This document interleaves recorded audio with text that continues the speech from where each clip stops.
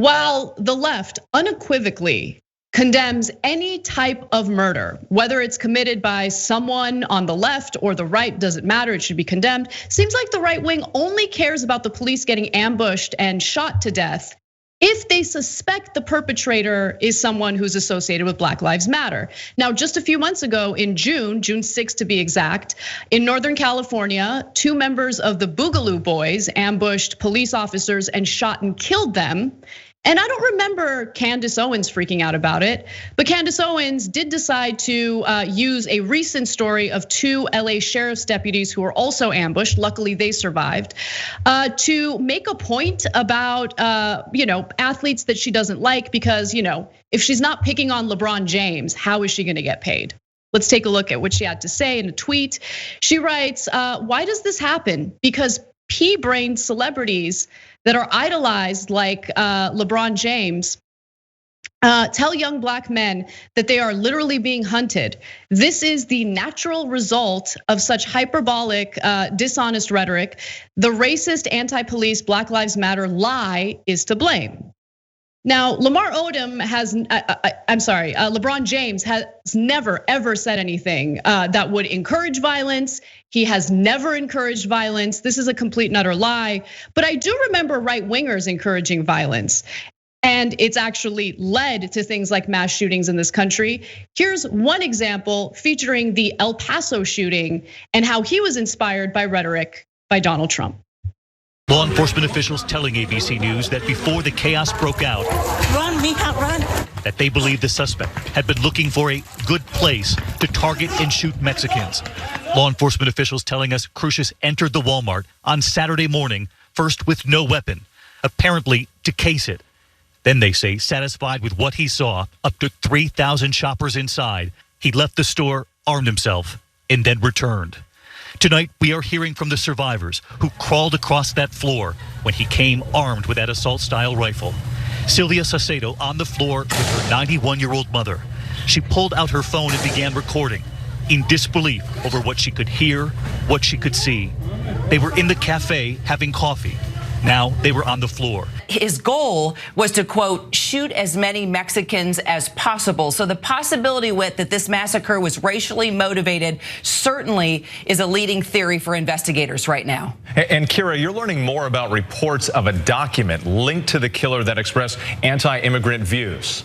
Right, and the El Paso police chief is saying that investigators are looking into what he is calling a manifesto, and it's believed to have been written by the shooter, saying that it shows a possible nexus to a hate crime. That document expressing fear that white voters in the US will be replaced by Hispanics. John Podesta, Hillary Clinton's campaign chairman, was quoted in WikiLeaks as saying, illegal immigrants could vote as long as they have their driver's license. You have people that are registered who are dead, who are illegals. I have more examples I can go to, but Cenk, jump in.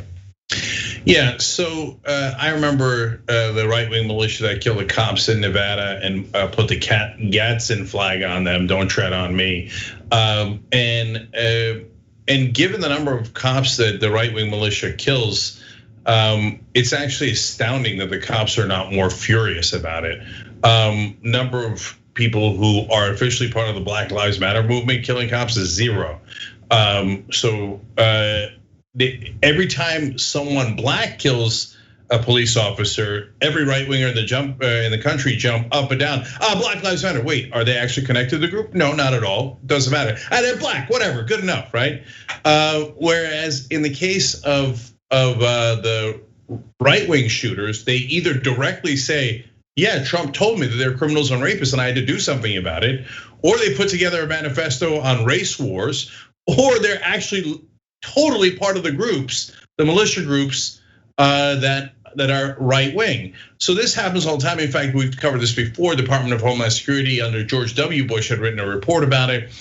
Fox News and Rush Limbaugh complained so much that Barack Obama pulled it. It was an act of complete cowardice on the part of his administration.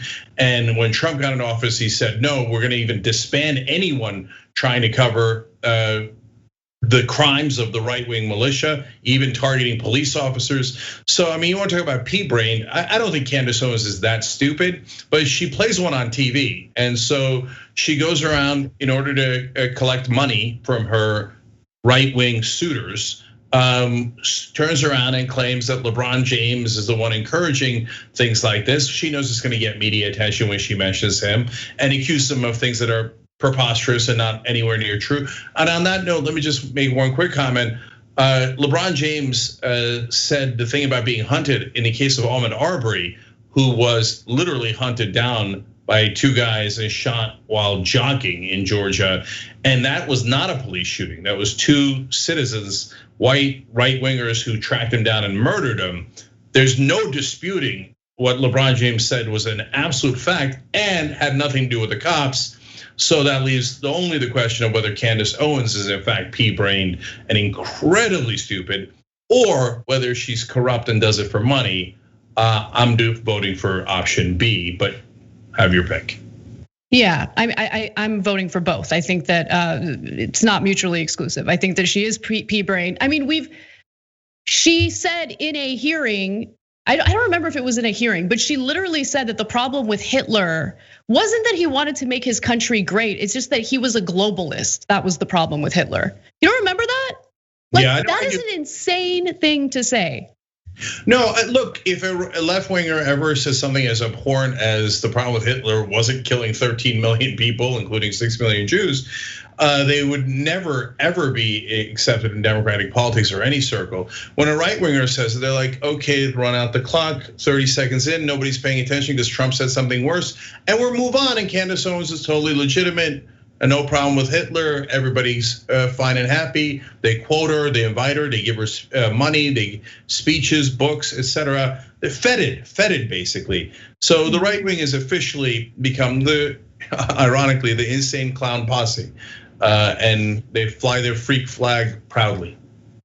The thing that bothers me the most, right, is that literally no one's life really matters to these people, because everything is seen as a situation where they can either exploit it for their own political agenda or ignore it.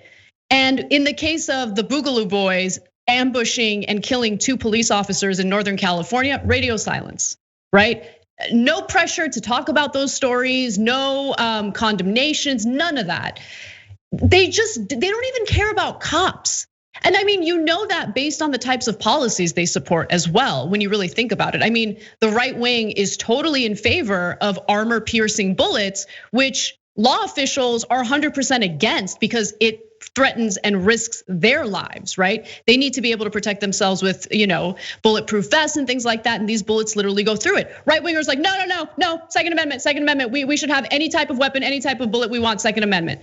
They don't actually care about the cops. They just use what's happening right now between demonstrators and the cops to keep pushing forward with their political agenda.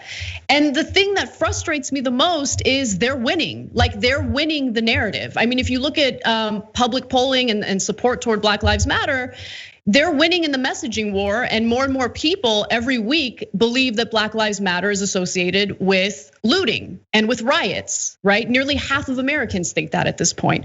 So yeah, go ahead, Cenk. Yeah, so sorry, a couple of things related to that. That's so frustrating. To your point about them winning the messaging wars, whenever a right winger kills cops and says, I did it because I'm part of a right wing militia and we think the government is jackbooted thugs and we like to kill them. No one ever asks Republican politicians, are you condemning that? Because they assume, like, of course, who would be monstrous enough to support that? That's never a question. It's never put on to Republicans. Anytime, like in this shooting, no one knows who did the shooting. No one knows what his motive is. But now every Democrat and every progressive is asked, in essence, by the right wing and unwittingly by the media to apologize for it. What does it have to do with me? As a random guy went in New Zealand and shot 51 Muslims, why would I apologize for that? A random guy goes and shoots 2 cops in the middle of LA, why would I apologize for that? Why would I? That doesn't make any sense. Obviously, we condemn innocent lives being taken, the random shootings. That's the most progressive thing you could do. But they won the framing war so much that when actual right-wingers kill cops, no one asks right-wing politicians to apologize for it. When randos kill people, people turn to everybody on the left and goes, now you all apologize for something you didn't do and had no connection to. It's insane.